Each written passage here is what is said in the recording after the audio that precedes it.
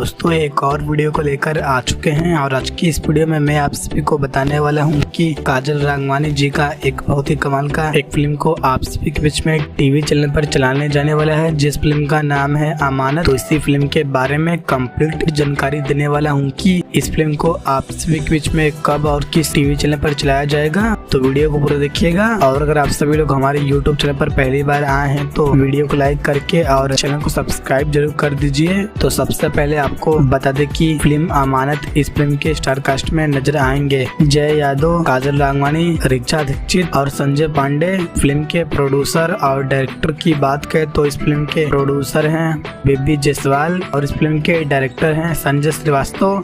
दोस्तों बताया जा रहा है कि ये फिल्म काफी ज्यादा शानदार और बहुत ही कमाल की होने वाली है। तो चलिए दोस्तों बता दें कि इस फिल्म को आप सभी के बीच में कब और किस टीवी चैनल पर चलाया जाएगा। तो काजल राघवानी जी का फिल्म अमानत, इस फिल्म को आप सभी के बीच में टीवी चैनल पर चलाया जाएगा 9 सितंबर को। जी हाँ दोस्तों, 9 सितंबर को यानी कि आज शाम 6 बजे जी बायोस्कोप के टीवी चैनल पर। तो दोस्तों आप सभी लोग इस फिल्म को एक बार जरूर देखिएगा। दोस्तों वीडियो पसंद आए तो वीडियो को लाइक और चैनल को सब्सक्राइब जरूर करें।